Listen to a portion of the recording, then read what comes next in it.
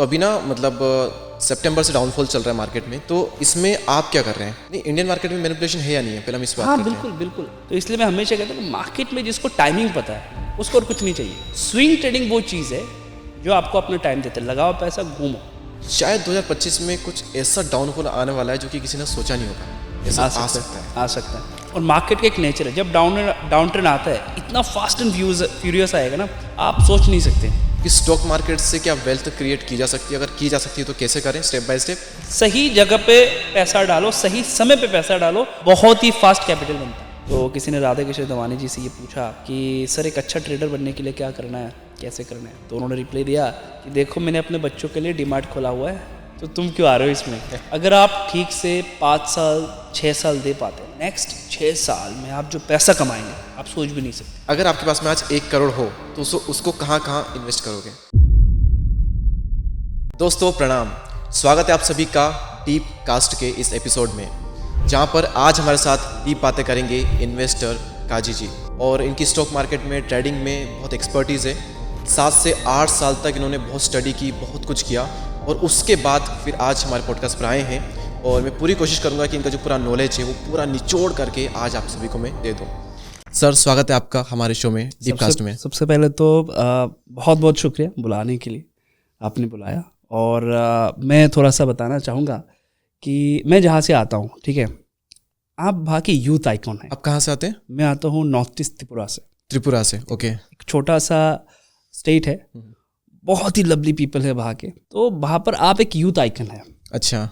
कि जो लोग ट्रेडिशनल जर्नी से निकल के कुछ करना चाहते हैं, मैं आपसे बात कर रहा हूँ, मिल रहा हूँ, ये भी मुझे लगता है कि मेरे लिए कुछ नसीब है। Thank you so much for such kind words. अब हम ऑडियंस के लिए बात करते हैं। हमने एक दूसरे के लिए बातें बहुत कर ली। बिल्कुल। मेन हमारा पर्पस ये है कि हम ऑडियंस के लिए जितना हो सके सारी बातें हम उनके लिए करें, जिससे कि उन्हें वैल्यू मिले। जो ट्रेडिंग में इंटरेस्टेड है वो देख रहे होंगे इस पॉडकास्ट को। अच्छे ट्रेडर के साथ मैंने पॉडकास्ट किया है, तो उन्होंने मुझे कहा है कि इंडियन मार्केट में मैनिपुलेशन बहुत बढ़ गया है और यहाँ पे ट्रेडिंग करना बहुत मुश्किल है, और ये आपका लक साथ देगी आपका तो कर जाओगे, या फिर बहुत ही ज़्यादा कुछ एक्सपर्ट हो तो कर जाओगे, अदरवाइज आपका डूबना तय है यहाँ पे।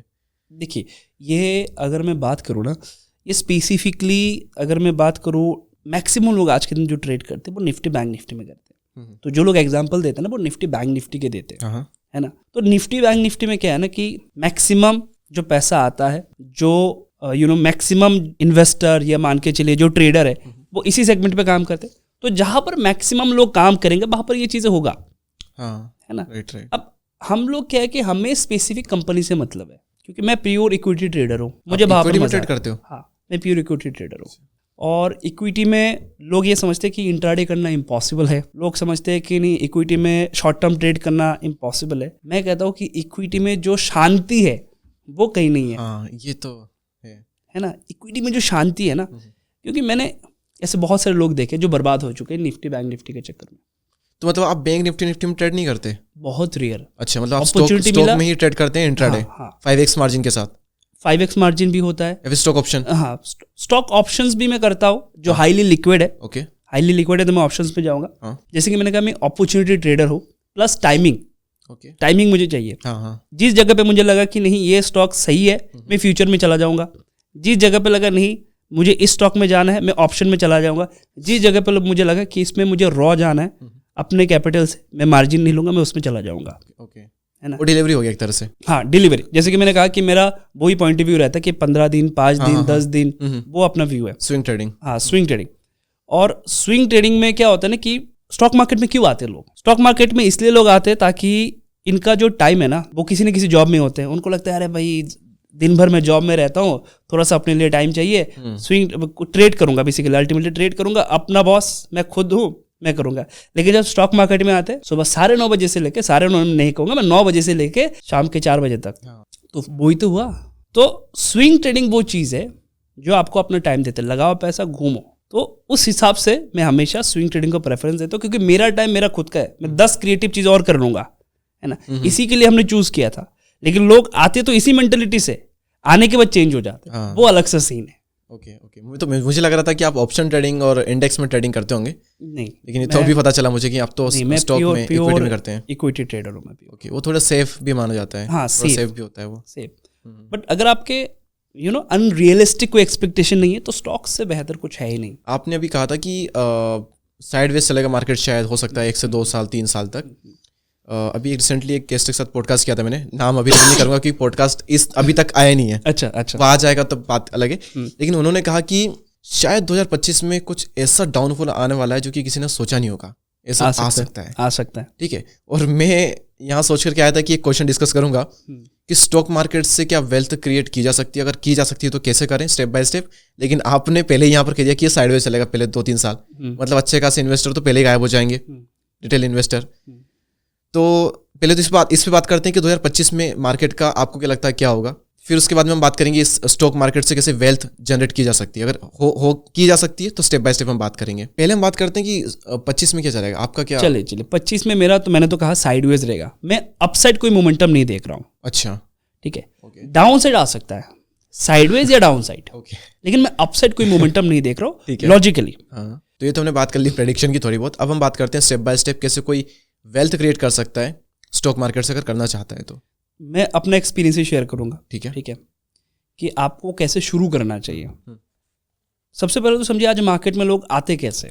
कोई भी मान के चलिए फ्रेश ट्रेडर आ रहा है, इन्वेस्टर आ रहा है, बस शुरू तो ट्रेडिंग से करते हैं, बाद में इन्वेस्टर बन जाते हैं।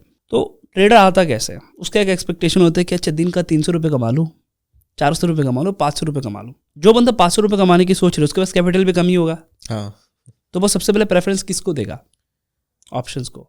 हाँ, कम पैसे में मिल जाएगा। हाँ, कि अपने 5,000 है तो 5,000 के डबल हो जाएंगे ऑप्शंस में। तो ऑप्शंस में कौन सा वाला, वो ऑप्शंस बायर बनेंगे कि सेलर बनेंगे? ऑप्शंस बायर बनेंगे, कम पैसा लगता है तो वो बना ऑप्शंस बायर।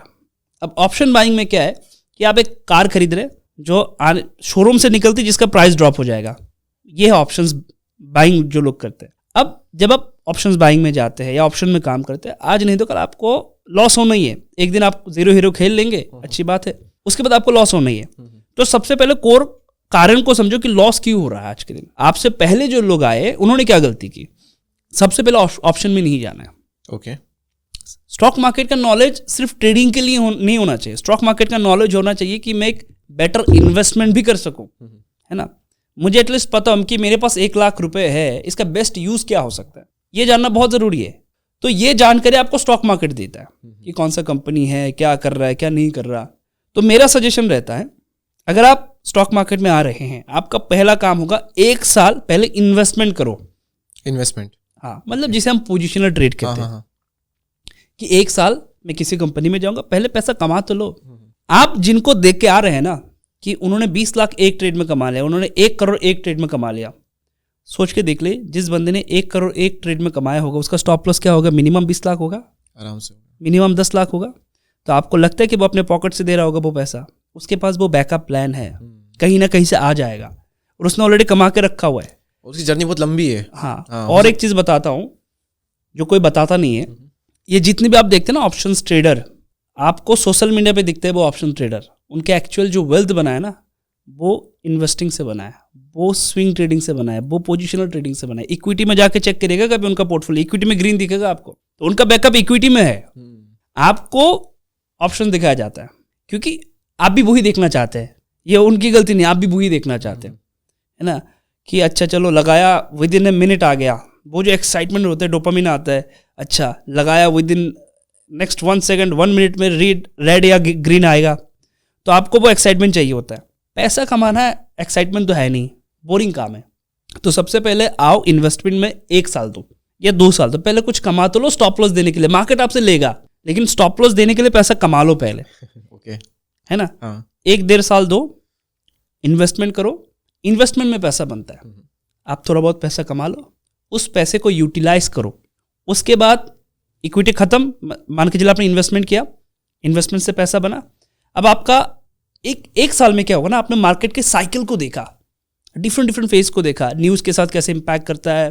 तो 1 साल का समय तो देना ही है इन्वेस्टमेंट पे, पैसा वैसा कमा लो। अब एक सवाल आ जाएगा कितने इन्वेस्टमेंट चाहिए इसमें, ठीक है, किस अमाउंट से स्टार्ट करें। हाँ, क्योंकि ये सबका होता है। हाँ। अब क्या है ना, इसके पीछे मैं कारण बताता हूँ। लोग ये क्यों सोचते हैं कि सर कितना कैपिटल से शुरू करूँ। जब आप बिजनेस करते हैं, आप किसी से पूछते हैं कि मैं कितना कैपिटल से शुरू करूँगा, आप डिसाइड करते हैं ना। हाँ, रिक्वायरमेंट के अकॉर्डिंग। अब बस इतना समझ लीजिए कि मुझे इसका रिटर्न क्या मिलेगा। रिटर्न ROI डिपेंड करता है कि मैं कितना कैपिटल लेकर आऊँगा, है ना, कि मुझे कितना रिटर्न मिल सकता है, मैं अप्रोक्स कितना एक्सपेक्ट करूँ, उसके हिसाब से आप कैपिटल लेके आएंगे। अब ये जो स्टॉक मार्केट में स्पेसिफिक कैपिटल का एक वो होता है ना कि सर कितना कैपिटल चाहिए, कितना स्पेसिफिक अमाउंट चाहिए, ये तब होता है जब ऑप्शन सेलिंग आप कर रहे हैं। कोई स्ट्रेटेजी बन गया, इसके लिए स्पेसिफिक अमाउंट ही चाहिए, इसके नीचे आप कर ही नहीं सकते। लेकिन इक्विटी में, अदर सेगमेंट पे क्या आप किसी भी कैपिटल से शुरू करो, आप बिजनेस कर रहे हो, स्टॉक मार्केट एक बिजनेस है, आप डिसाइड करो ना क्या ROI आएगा, इसके बेसिस में आप क्या पैसा लाओगे, है ना। यहाँ पर एटलीस्ट 1 लाख का कैपिटल तो होना चाहिए मिनिमम। 1 लाख का 1 लाख का मिनिमम होना चाहिए, ठीक है। वैसे भी 1 लाख में ऐसा नहीं है कि आप कुछ एक्स्ट्राऑर्डिनरी कर लोगे। 1 लाख में मेरा जो एक्सपीरियंस रहा है कि जब एक्सपर्ट बन जाते हैं ना, तो 1 लाख में आपको डिसेंट रिटर्न आता है परसेंटेज वाइज। बिगिनर में जब आप हैं तो 1 लाख में कुछ नहीं होता, आपको पैसा ज़्यादा चाहिए होता है, 5-6 लाख तो मिनिमम चाहिए होता है।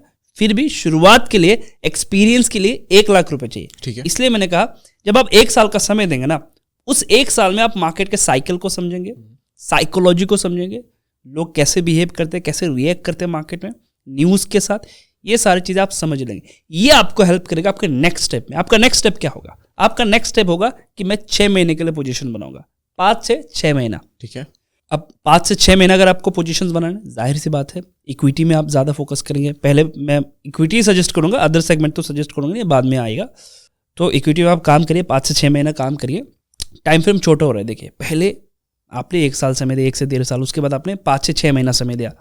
5 से 6 महीने में आपको क्या होगा, एक्यूरेसी थोड़ा ज़्यादा चाहिए होगा, है ना। 5 से 6 महीना आपने मार्केट को और देख लिया, आप थोड़ा सा पहले से मैच्योर हो गए। आज जैसा आपका जा रहा है ना, जब आप 5 महीने मार्केट में काम करेंगे, आपकी एक्सपीरियंस ज़्यादा हो जाएगी, आपको मार्केट के नॉलेज ज़्यादा हो जाएगी, मार्केट के चाल के बारे में नॉलेज ज़्यादा हो जाएगी, राइट। तो पहले 5 से 6 महीने वहाँ पर दीजिए, उसके बाद टाइम फ्रेम को थोड़ा सा और कम कर दीजिए कि 2 महीने के लिए पोजीशंस बनाएंगे, 2 महीने इसमें काम करिए। 2 महीना आपने काम कर लिया, आपने देखा कि अच्छा 2 महीने में मेरा प्रॉफिट आ जाता है, 2 महीने में तक अच्छा ठीक, अच्छा डिसेंट रिटर्न आ जाता है, जो भी रिटर्न आ रहा होगा। उसके बाद टाइम फ्रेम को और छोटा करिए। अब जो पोजीशन बनाएंगे 1 महीने के लिए बनाएंगे, एक्यूरेसी और ज़्यादा चाहिए होगा, मेहनत और ज़्यादा चाहिए होगा, मार्केट के साइकिल के बारे में पता है, लोग कैसे बिहेव करते हैं मार्केट में, लोगों की साइकोलॉजी क्या है, ये सारा चीज़ आपने देखा हुआ है। क्योंकि आपका टाइम फ्रेम क्या होगा, पहले 1 साल, फिर 6 महीना, पहले उसके बाद 3 महीना, अब 1 महीने में आए, आप थोड़ा और मैच्योर हो गए। उसके बाद आप आएंगे 15 दिन में, 15 दिन के लिए, 15 दिन में। इक्विटी की आप बात कर रहे हैं, इक्विटी में स्टॉक में इन्वेस्ट करते हैं तब की हम बात कर रहे हैं, ठीक है। जैसे आप 3 महीने में आएंगे ना, आप फ्यूचर की कैटेगरी में आ जाएंगे, आप ऑप्शन की कैटेगरी में आ जाएंगे। क्योंकि फ्यूचर एंड ऑप्शन जो होते हैं, जैसे फ्यूचर जो होता है ना, इनका एक्सपायरी 3 महीने का होता है। यानी कि अब जब आप 3 महीने के अंडर में आ गए, क्या 3 महीने में मेरा ट्रेड एक्यूरेट हो जाता है ना, आज मैं गलत हूँ, कल मैं गलत हूँ, परसों मैं गलत हूँ, लेकिन 3 महीने में सही हो जाता हो, तो आप फ्यूचर में ट्रेड करने के लिए लायक हो चुके हैं। आप कैसे समझेंगे कि मैच्योर हुआ कि नहीं? जब 3 महीने में आपका ट्रेड प्रॉफिटेबल बन जाता है, तो आप समझ लेंगे कि आप जो है, आप सही डायरेक्शन में जा रहे हैं, आप फ्यूचर में ट्रेड करने लायक हो गए। अब देखिए इक्विटी से धीरे धीरे करके फ्यूचर में आ गए, कैश से धीरे धीरे करके फ्यूचर में आ गए। अब आपने शुरू किया, अब 20 दिन की बात कर रहे हैं, 20 दिन में आप ट्रेड किए, आपका ट्रेड 20 दिन में प्रॉफिटेबल बन जाता है। इसका मतलब क्या है, आप ऑप्शन की ओर जा सकते हैं, ऑप्शन की ओर जा सकते, जाना नहीं अभी जा सकते, आप थोड़ा सा एलिजिबल हो रहे हैं। उसके बाद आपका ट्रेड बनेगा 10 दिन के लिए, 7 दिन के लिए, 1 हफ्ते के लिए। जब आप 1 हफ्ते में प्रॉफिट निकाल पा रहे हैं, इसका मतलब अब तक आपको मोमेंटम के बारे में आइडिया हो चुका है। जिस बंदे को मोमेंटम नहीं पता, वो ऑप्शंस बायर कैसे है? ऑप्शन में क्या होता है, मेल्ट हो जाता है अगर एक जगह पे मार्केट रुका रहेगा। इसका मतलब आपके लेते ही इसमें मोमेंटम आना चाहिए, राइट। तो जिस बंदे को मोमेंटम नहीं पता, वो ऑप्शन बायर कैसे बना? इसका मतलब ऑप्शन में ट्रेड करने के लिए आपका टाइम ड्यूरेशन देख लीजिए क्या है, आपका सीक्वेंस देख लीजिए क्या है, कितने लोग इस सीक्वेंस में है। अगर आप इस सीक्वेंस में आते हैं और आप मुझे कमेंट में बताएगा सर इस सीक्वेंस में मैंने काम किया, अगर इस वीडियो को आप 2 साल बाद 3 साल बाद भी देख रहे हैं, तो आप मुझे कमेंट में बता दीजिएगा सर इस सीक्वेंस में मैंने काम किया, मैं तो लॉस में हूँ। बता दीजिएगा। स्टॉक मार्केट में पैसा कमाना आसान है, लेकिन वो डिसिप्लिन बहुत मुश्किल है। राइट। तो आपने कहा 1 लाख का कैपिटल हो, उसके बाद में आप इक्विटी में आओ, उसमें सीखो, करो और पहले 1 साल का टाइम फ्रेम दो, उसके बाद फिर 6 महीने का, फिर 3 महीने का, मतलब ये 2 साल की पूरी जर्नी हो जाएगी कुल मिलाकर के। 2 से 2.5 साल बाद फिर उसको इन्वेस्टिंग से ट्रेडिंग में आने वो लायक होता है, आना नहीं लायक होता है। उसके बाद आपकी चॉइस है कि आप उसमें आओ या ना आओ, उसको भी आप अंडरस्टैंड करो। ठीक है। अब मान के चलिए मुझे पता है, क्योंकि मैंने काम किया, तो मान के चलिए 5-7 दिन में मेरा ट्रेड सफल हो जाता है, तो मैं फ्यूचर में ट्रेड कर सकता हूँ, मैं ऑप्शन में जा सकता हूँ। अब धीरे धीरे करके इसको और छोटा करना है। जैसे आप एक दिन या कल के लिए BTST कर रहे हैं, बाय टुडे सेल टुमारो, इसमें आपकी एक्यूरेसी और ज़्यादा चाहिए होगी, है ना। तो यहाँ तक आने के लिए आपका एक सीक्वेंस है ना।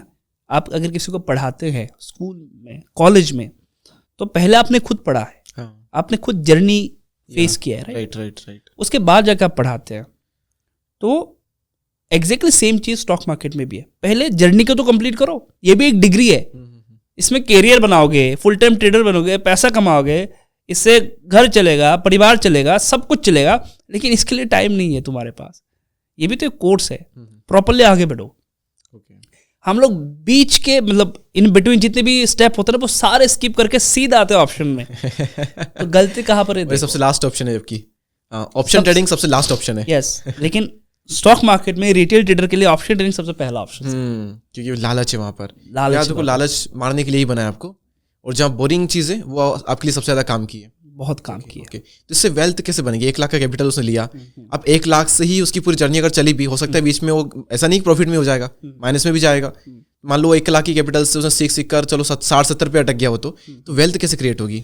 वो ऑप्शन सीख करके बनेगा, या फिर उसी 60 से भी वो वेल्थ क्रिएट कर सकता है, फिर और उसको अमाउंट चाहिए होगा किसी और काम से। चलिए, अब वेल्थ बनाने के लिए अल्टीमेटली आपके पास एक डिसेंट अमाउंट होना चाहिए। मैं आपको दिलासा नहीं दूंगा कि अच्छा 1 लाख से, जैसे कि ऐसे बहुत वीडियो आपको मिल जाएंगे जिसने 1 लाख से 1 करोड़ बना लिया, है ना, मिलता है ना वीडियो, लोग देखते भी है, उनमें मिलियंस में व्यूज आते हैं। ऑनेस्टली अगर ऐसा ही होता, अगर 1 लाख से 1 करोड़ बना लिया जाता, तो उसको कहिए 1 करोड़ से आप बनाओ 100 करोड़, 10 करोड़, 10 करोड़ से बनाओ 100 करोड़। 1 लाख से क्यों बना रहे हो? तुमको किसने कहा? तुम पहले बनाओ तो, है ना। तुमको समाज सेवा करने के लिए किसने कहा कि नहीं मैं दिखा रहा हूँ, देखो 1 लाख से मैं 1 करोड़ बना रहा हूँ, मैं दिखा रहा हूँ? तुमको दिखाना नहीं है, पहले बना लो। क्या लगता है आपको, जो पैसा बना रहे हैं, एक्चुअल में पैसा बना रहे हैं, उनको समय है इन सारी चीज़ों पे, वो टाइम स्पेंड करे? नहीं। अब देखो, पैसा कमाने के लिए डिसेंट पैसा चाहिए। बिजनेस करोगे तो पैसा तो चाहिए होगा, बिना पैसे के बिजनेस होता नहीं है। मिनिमम 5-6 लाख का कैपिटल होना चाहिए, ठीक है। और स्टॉक मार्केट के एडवांटेज समझो। हम ये नॉर्मली सोचते हैं कि अच्छा चलो 20% आ गया, 25% आ गया, 30% आ गया, ये तो नॉर्मली आना चाहिए। अगर इतना नहीं आ रहा तो छोड़ दो स्टॉक मार्केट। एक सवाल भी आता है कि कितने % अगर आए तो सही है स्टॉक मार्केट में? मिनिमम 25%, 30% आना चाहिए। अगर नहीं आ रहा छोड़ दो। ओके, अगर आप इसमें फुल टाइम कर रहे हो तो 20, 25, 30 तो आना चाहिए आपको। हाँ, 20, 25, 30 आना चाहिए, अदरवाइज छोड़ दो मार्केट, ठीक है। अदरवाइज तुम काम मत करो, क्योंकि अदर बिजनेस इससे ज़्यादा देंगे तुमको फिर, है ना। तो अदर बिजनेस में चले जाओ, इसमें फोकस मत करो। अब तुमको करना क्या है कि एक डिसेंट अमाउंट लेके आओ। It can be 5 lakh, 6 lakh, 10 lakh. अब तुमने 1.5 साल 2 साल मार्केट में स्पेंड किया, 3 साल मार्केट में स्पेंड किया, एक्सपीरियंस आ चुका है। अब इन 3 सालों में तुमको मार्केट के साइकिल के बारे में आइडिया हो चुका है। जिस दिन तुमको लगे कि मार्केट गिर सकता है, उतना प्रिडिक्शन करना आ गया, आराम से बैठो, सही जगह पे पैसा डालो, सही समय पे पैसा डालो, बहुत ही फास्ट कैपिटल बनता है। एक्सीलेंट, है ना। क्योंकि इतने सालों में जर्नी तुमको पता हो चुका है, मार्केट कैसे क्या करेगा, है ना। और तुम्हारे पास पैसा भी है, तो पैसा बचा के रखना है उस मोमेंट के लिए, पैसा बचा के रखना है। एंट्री और एग्जिट का प्लान होना चाहिए। एंट्री तो हर कोई करता है, सही एंट्री, सही समय पे एंट्री, वो आपको डिफरेंट बनाता है। हर किसी को एंट्री करना आता है। कोर्स भरे पड़े हुए यूट्यूब में, फ्री कोर्स, एंट्री है, कर लो एंट्री। किस समय पे एंट्री करना है, वो आपका एक्सपीरियंस, वो आपका तजुर्बा है, वो आपको बताएगा। मान के चलिए कि किसी भी जगह पे, जैसे कि इंडेक्स मान के चले, मैं मान के चलो 7% रिटर्न दे दिया। कितना? 60%, मतलब मैं मान के चलता हूं, नहीं मैं एग्जांपल, अच्छा ठीक है, 60% इंडेक्स ने रिटर्न दे दिया। कितने लोग 60% ले पाएंगे? बॉटम के लेवल पे तो कोई होगा नहीं। जब ये 30%, 40% ऊपर आ जाएगा, उसके बाद लोग एंट्री करेंगे, उसके बाद मिलेगा, तो पूरा मिलता भी नहीं है। इसमें बीच में कुछ जिनको मिला 4-5% लेके वो निकल गए। राइट। तो मेन चीज यही है कि जो साइकिल है ना, उसको शुरुआत समझो। निफ्टी 30% दे, 20% दे, 60% दे, 100% दे, ये इंपॉर्टेंट नहीं है। तुमने कहाँ पर लिया, तुम कहाँ पर गए, वो इंपॉर्टेंट है। हम सबको पता है कि ETF में इतना बन जाता है पैसा, फिर इंडेक्स फंड में इतना बन जाता है, ये है वो है। हालांकि मैं इनमें जाता नहीं हूँ। कितने लोगों ने कमा लिया पता तो सबको है ना, कि 20%, 25% रिटर्न आ जाती है ETF से सालाना, 1 करोड़ में 20 लाख, है ना। तो अगर पता है तो एक काम करो, घर बार बेच के लगा दो, फिर हाँ लगा दो ना फिर। उससे उन्हें नए घर आ जाएंगे 1 साल बाद। हाँ मतलब फिर सही। हाँ फिर से आ जाएगा पैसा, कोई इशू नहीं है। कितना साल लगेगा तुमको पैसा कमाने में? ज़्यादा नहीं लगेगा, तो तुम कमा लोगे। इतना आसान है नहीं, क्योंकि ये नंबर का गेम है। सही टाइमिंग पता चला। एक्सेल में तो हर कोई तुरंत अमीर बनता है और तुरंत इमोशन आ जाते हैं। ऐसे भी बहुत सारे ट्रेडर हैं जिन्होंने अपनी ज़िंदगी का 20 साल दिया, वेल्थ बनाया, 1 महीने में ख़त्म, 1 हफ्ते में ख़त्म। गूगल सर्च करना बहुत मिल जाएंगे ऐसे। तो अगर पैसा कमा रहे हो ना, इसको यूटिलाइज भी करो। तो अगर उसमें टिकना है लंबा, एक्स्ट्रा सोर्स ऑफ अर्निंग भी बनाओ अगर मार्केट में पैसा कमा रहे हो तो। ठीक है ना। इसमें ना जो एक्चुअल में है, जो कमा रहे हैं स्टॉक मार्केट से, उन्होंने ये किया हुआ है। अभी हाल ही में मैंने देखा था एक इंटरव्यू, तो किसी ने राधा किशोर दवानी जी से ये पूछा कि सर एक अच्छा ट्रेडर बनने के लिए क्या करना है, कैसे करना है? तो उन्होंने रिप्लाई दिया कि देखो मैंने अपने बच्चों के लिए डीमार्ट खोला हुआ है, तो तुम क्यों आ रहे हो इसमें? तो इतना आसान नहीं है। ठीक है, तो पहले तो आपको 1 लाख से स्टार्ट करना है, सीखना है, 2 साल 1.5 साल रहना है। उसके बाद में फिर अपना कुछ ना कुछ और भी आपका काम होना चाहिए जहाँ अर्निंग हो, और फिर आपके बड़ा अमाउंट होना चाहिए जिससे आप ज़्यादा अमाउंट कमा सको। बड़ा मतलब उतना भी ज़्यादा नहीं है, लेकिन आप उसको टाइम आप कंपाउंड कर सको, और फिर हाँ, आपकी एक वेल्थ बन जाएगी। इसमें जल्दबाजी बिल्कुल भी ना करें। ये कम से कम 5 से 6 साल, 7 से 8 साल की एक प्रोसेस होगी। अगर आप ठीक से 5 साल 6 साल दे पाते ना, नेक्स्ट 6 साल में आप जो पैसा कमाएंगे आप सोच भी नहीं सकते। अच्छा, आप सोच भी नहीं सकते। बस डिसिप्लिन हटना नहीं चाहिए। जो आपने बताई इतनी सारी चीज़ें, तो ये हमारा क्वेश्चन क्लियर हुआ। अब हम नेक्स्ट क्वेश्चन पे आते हैं। मार्केट में एक बात फैली हुई है कि ट्रेडर्स जो हैं वो ट्रेडिंग से नहीं कमाते, यूट्यूब पे ज्ञान देने से ज़्यादा कमाते हैं, सोशल मीडिया से। क्योंकि कमा रहे होते तो बंद कर दो अपने एडसेंस, बंद कर दो प्रमोशन, बंद कर दो अपने कोर्सेज वगैरह। तो ये मेरा आपसे क्वेश्चन है, आप ज़्यादा कहाँ से कमाते हैं? सोशल मीडिया से, यूट्यूब से, कोर्सेज से, या फिर स्टॉक मार्केट से, ट्रेडिंग से जो आप करते हैं उससे? सबसे पहले तो एक सवाल आता है कि अच्छा ये तो यूट्यूब से कमा रहा है, ये तो जैसे आपने कहा, हाँ, ये तो यहाँ से कमा रहा है। पैसा अगर आ रहा है कौन छोड़ेगा? रियलिटी है। मुझे अगर पैसा मिल रहा है मैं क्यों छोड़ूंगा? स्टॉक मार्केट में पैसा कमाने के लिए आए हो, पैसा तुमको चाहिए तभी आए हो। अगर अदर सोर्स ऑफ अर्निंग है तो उसमें बुराई क्या है? मैं अगर यूट्यूब से कमा रहा हूँ, आपके पॉकेट से ले रहा हूँ, कोई और कमा रहा है आपके पॉकेट से ले रहा है? नहीं। तो कोई अगर अदर सोर्स से कमा रहा है, ये नॉर्मल है, इसमें ऐसा नहीं है। अब इसमें क्या है ना कि एक नेगेटिव थॉट बनाया गया इस चीज़ को। ये भी तो अदर सोर्स ऑफ अर्निंग है। अगर आप देखेंगे, मान के चलिए आपने एक हॉस्पिटल खोला खुद का। जो नीचे के रूम है आपने उन रूम को दिया फार्मासिस्ट वालों को। उसके बाद आपने यहाँ से कुछ शोरूम वगैरह निकाल दिए, ये कर दिए, वो कर दिए, मतलब आसपास की जो चीज़ें हैं आपने उनको यूटिलाइज कर दिया। ये भी हॉस्पिटल को ही आ रहा है पैसा, तो इसमें गलत क्या है? तो कोई इसमें भी कहेगा कि अच्छा इनका ही हॉस्पिटल, ये ही दवा बेच रहे, तो गलत क्या है? तुम बाहर से भी तो लेते, यहाँ से ही लो ना। तो जो लोग ये सोच रहे उनको तो मतलब मैं छोड़ दूंगा कि तुम अपने हिसाब से सोच लो। पैसा कमाने के लिए ही हम आए हैं, राइट? स्टॉक मार्केट में क्यों आया? पैसा कमाने के लिए। अगर इस बिजनेस के अदर सोर्स ऑफ अर्निंग है और कोई इससे कमा रहा है तो इसमें गलत क्या? गलती कहाँ पर मैं आपको बताता हूँ। गलती ये है कि आपको हमेशा ये देखना है कि आपका मेन सोर्स ऑफ अर्निंग जो है ट्रेडिंग, इसमें आपका रेवेन्यू ज़्यादा आना चाहिए। हाँ, यही मेन गलती कि वहाँ से तो आ ही नहीं रहा है, माइनस में सिखा करके लोगों को कमा रहे हैं। ये गलत है। ओके, यही को लोग टारगेट करते हैं एक्चुअल में देखा जाए तो। आपका मेन सोर्स ऑफ अर्निंग अगर ट्रेडिंग है और अगर आप यहाँ से पैसा कमा रहे हैं मेन, उसके बाद आप लायक बनते हैं अदर चीज़ों के। लेकिन अगर आप यहाँ से नहीं कमा रहे और आप प्रिटेंड कर रहे हैं कि अच्छा ये है वो है, मैं ये कर लूँगा, तो फिर आप गलत जा रहे हैं। आप कहाँ से ज़्यादा कमा रहे हो? अच्छा, मैं कहाँ से ज़्यादा कमाता हूँ? मेरा मेन सोर्स ऑफ अर्निंग है ट्रेडिंग। मेरे अदर सोर्स भी है, लेकिन मेन सोर्स ऑफ जो अर्निंग है वो है ट्रेडिंग। अच्छा, मैं देख रहा हूँ बैंकिंग सेक्टर जो है स्टॉक मार्केट में, वो थोड़ा बहुत स्लो जा रहा है पिछले 1.5-2 साल से। निफ्टी तो चलो अभी तो सब कुछ ही डाउन है, mid cap, small cap, large cap, सब कुछ। लेकिन बैंकिंग सेक्टर लंबे टाइम से डाउन चल रहा है। इसके पीछे क्या रीज़न है? और हर म्यूचुअल फंड की मैं होल्डिंग देखता हूँ तो सबसे पहले तो 2-3 जो बैंक है सबसे ज़्यादा होल्डिंग उनमें रखती है हर म्यूचुअल फंड।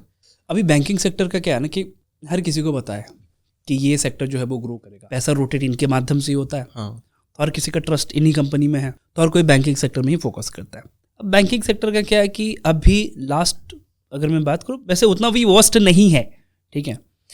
कुछ स्पेकुलेशंस है कि अच्छा इसने यहाँ से इतना लोन लिया होगा, अगर क्रैश होगा तो बैंकिंग सेक्टर क्रैश हो जाएगा, ये है वो है। तो इसके कुछ स्पेकुलेशंस है। बीच में एक कंपनी गिरा था, एक मैं नाम नहीं लेना चाहूँगा, किसी की कंपनी गिरे थे, तो उस समय पे ये कहा जा रहा था अच्छा ये तो बैंकिंग सेक्टर तो फिर क्रैश हो जाएगा क्योंकि अच्छे अच्छे लोन लेके रखे हुए हैं, है ना। इसी एक कारण से बैंकिंग सेक्टर में प्रेशर है, और अदर चीज़ भी है, ये तो होते ही रहते हैं। अच्छा, पेनी स्टॉक को अवॉइड करना चाहिए या इनमें रिसर्च करके इसमें इन्वेस्ट करना चाहिए? मैं पेनी स्टॉक के खिलाफ हूँ, मैं जाता भी नहीं हूँ, किसी को सजेस्ट भी नहीं करता हूँ कि कभी मत, मतलब जाओ मत इन सारी चीज़ों में, ठीक है। कभी भी पेनी स्टॉक में मत जाओ। कोई स्टॉक अगर 6,000 का भी है तो वो चलेगा उतना ही, आपको उतना ही मिलेगा। अगर वो 6% मिला, आपको 6% ही मिलेगा। आपको तो रिटर्न में मेन चीज़ है ना कि आपने जो इन्वेस्ट किया उसके 6% आपको मिलेगा। आप पेनी स्टॉक में क्या दिखता है कि क्वांटिटी ज़्यादा ले लिया, चलेगा तो 6% नहीं, 6% इसको भी चलना है उसको भी चलना है। एक में आपको क्वांटिटी ज़्यादा मिलेगा, एक में कम मिलेगा, उतना ही डिफरेंस है। इन्वेस्टमेंट जो किया उसके ROI निकलेगा। तो मैं पेनी स्टॉक सजेस्ट नहीं करता हूँ। और दूसरा चीज़ है IPO, मैं कभी सजेस्ट नहीं करता IPO। अच्छा, IPO तो मैं कभी सजेस्ट नहीं करता। दो चीज़ों के बारे में बात करेंगे, IPO वाले में करते हैं। पेनी स्टॉक की एक्चुअल डेफिनेशन है क्या? देखो पेनी स्टॉक जिनका मार्केट कैप कम है या इसका प्राइस कम है? एक तो मार्केट कैप जो है वो कम होता है, प्राइस भी कम होता है। अब पेनी स्टॉक में डिफरेंट कैटेगरी है, जैसे कि मान के चलिए एक स्टॉक 2 रुपये का 3 रुपये का चल रहा है, ये एक कैटेगरी हो गया। कोई 20-25 में ट्रेड कर रहा है, कोई 40 में कर रहा है, कोई 70-80 में कर रहा है। तो अलग अलग हैं इनके, ठीक है।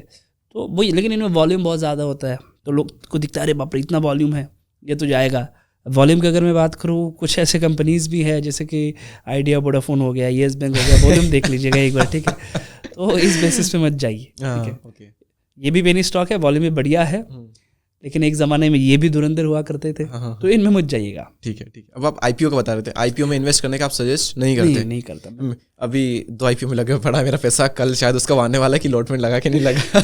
देखिए मैं IPO को सजेस्ट क्यों नहीं करते, मैं बताता हूँ। IPO का क्या सीन है ना कि IPO आते कब है, जब मार्केट अच्छा होता है, जब वैल्यूएशन अच्छे मिल रहे होते हैं, लोग एक्साइटेड होते हैं। मैं उस IPO में जाता हूँ जब मार्केट वर्स्ट कंडीशन में, और कंपनी वो गट फीलिंग होता है ना, वो दिखा रहा है कि मैं IPO लेकर आऊँगा।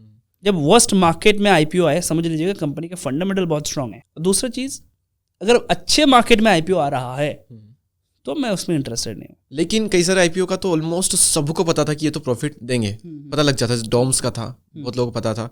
ये बजाज हाउसिंग फाइनेंस, इसका भी लोग पता था। इससे कई सारे आए। तो जहाँ पता है ऑलरेडी, तो वहाँ क्यों ना हम अपना फायदा 1-2 दिन, जैसे वो लॉन्च होगा, प्रॉफिट निकल गया, तो क्यों ना अपना फायदा देखें वहाँ पर हम। ऐसे में भले वो मार्केट डाउन हुआ, पर उससे उस समय क्या फर्क पड़ता है? देखिए मैं कुछ ऐसे ट्रेडर को जानता हूँ, इन्वेस्टर को जानता हूँ जो IPO में अच्छा गेन किए हैं, ठीक है।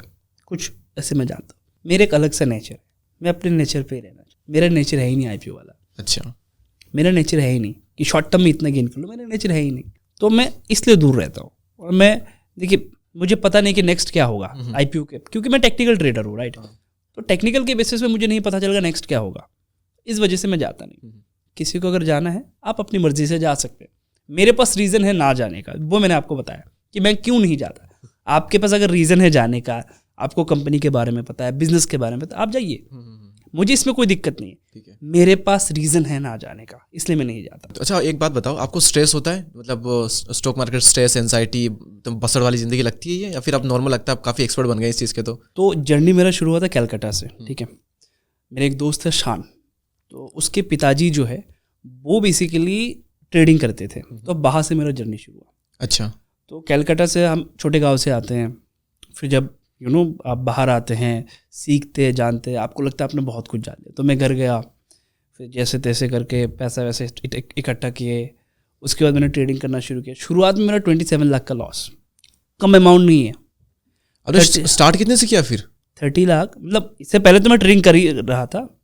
तो वो जो कॉन्फिडेंस आया था ना, कॉन्फिडेंस में मैंने 30 लाख रुपए डाल दिए थे, जैसे तैसे करके मैनेज करके, और 27 लाख का मेरा लॉस, ठीक है। तो ये मुझे लगता है ये जो सेटबैक है ना, ये मैं तो झेल गया, हर कोई झेल नहीं पाता, इसलिए मैं रोड में बताता हूँ। 27 लाख का लॉस, और हाईएस्ट प्रॉफिट आप बता सकते हैं कभी किसी दिन में इतना हुआ हो आज तक का? एक दिन का या फिर एक फ्रेम का जो ट्रेड आपने लिया हो 5 दिन का, किसी भी तरह से? लास्ट इस साल का अगर मैं बात करूँ, अराउंड अप्रोक्स 1/11 किसी एक ट्रेड में, एक उसमें? एक ट्रेड में मेरे क्या है कि फ्रीक्वेंट ट्रेड बनते हैं, तो एक ट्रेड में कितना 7-8 लाख होंगे, तो फिर लॉस हुआ। अब ये लॉस रिकवर करना इज नेक्स्ट टू इम्पॉसिबल। तो उस समय पे जाके मुझे रियलाइज़ हुआ कि मेरा रोड मैप कहाँ गलत है। और मैं हमेशा कहता हूँ कि जिसने ठोकर खाया है ना, अगर वो एक बार समझ जाए, वो ही इसमें कैरियर बना सकते हैं। तो मैंने ऐसा ठोकर खाया कि ना किसी को बता सकता हूँ, ना झेल सकता हूँ। फैमिली सेविंग्स, मतलब बहुत वर्स्ट कंडीशन था। वो जो रात मैंने देखा, मैं कह तो रहा हूँ इतना इजीली, मुंह में अगर मैं बात करूँ तो स्माइल भी है लेकिन जब मैं इन दिनों को जी रहा था ना, तो किसी को बताने लायक नहीं था मैं, ठीक है। जब मैं जी रहा था और ऐसा लग रहा है भाई आज तो सोल्यूशंस है, राइट। उस दिन तो सोल्यूशन नहीं था ना। तो मैं हमेशा कहता हूँ कि आज जो प्रॉब्लम है, आज से ठीक 1 साल बाद सेम डे पे सेम प्रॉब्लम नहीं रहेगा, इससे ज़्यादा रहेगा, इससे कम रहेगा, इट्स बेटर अवॉइड करो। मैंने कहा ठीक है, जैसे जैसे करके कवर कर लेंगे। उसने मुझे सिखाया पेशेंस क्या है, इस लॉस ने मुझे सिखाया। और आई थिंक वही एक इंसिडेंट है जिस वजह से मैं फुल टाइम ट्रेडर बन पाया। अच्छा, है ना, क्योंकि मुझे वो जो मैंने वर्स्ट दिन देखे, वो जो मैंने वर्स्ट टाइम देखा ना, उसने मुझे बता दिया कि क्या करना था, क्या गलती मैंने की। लोग यहाँ पर ही सुधरते नहीं है। लोग कहते हैं 27 लाख का लॉस, डबल प्रॉफिट लेके आऊंगा, तो पैसा ज़्यादा लेके आते हैं, रिवेंज ट्रेड करते हैं। नहीं करना है। मैं अपनी वर्स्ट केस से आपको ये बता रहा हूँ, नहीं करना है, बर्बाद हो जाओगे। लोग सुसाइड कर लेते हैं। स्टॉक मार्केट इतना आसान भी नहीं है। जो झेल गया वो उस पार गया, जो नहीं झेल पाया वो खत्म। कैपिटल भी गया, परिवार भी गया, है ना। मैं तो कहता हूँ बहुत परिवार बर्बाद हो जाते हैं। मैंने गलती की, मुझे अपना गलती पता है, किस गलती से मैं गुजरा हूँ मुझे पता है। मैं मेंटली उतना स्ट्रांग था, मैं सर्वाइव कर गया। लोगों को क्या लगता है कि अरे मेरे पास तो पैसा है, मेरे पास तो जॉब है, सर्वाइव कर लूंगा। जिनके पास नहीं है तो वो कहते हैं ठीक है, कहीं ना कहीं मैनेज कर लूंगा। वो दोबारा आते ही नहीं है मार्केट में। मार्केट पैसा देगा, दे सकता है, वो प्रोबेबिलिटी है, सब कुछ है। लेकिन मार्केट को तब देखो जब तुम्हारा लास्ट ऑप्शन हो, पहला ऑप्शन मत बनाओ। अच्छा, दिन बदल सकता है आपका भी, अगर आप डेडिकेटेड है, मेहनत करते हैं, सब कुछ पॉसिबल है। मैं कहता हूँ कि मैंने जो गलती की आप मत दोहराओ। मैं अनमैरिड था तो मैं सर्वाइव कर गया। अगर कोई बंदा मैरिड है, उसका पूरा सेविंग चला जाता है, परिवार का सेविंग्स, वो क्या करेगा बंदा। 30 लाख आपका लॉस हुआ था, 27 का हुआ था, 30 कैपिटल था, तो 3 लाख से फिर सब कुछ मैनेज किया आपने, या फिर और कैपिटल लाया अपने घर से, अपने आप से? 3 लाख से मैंने शुरू किया वापस से।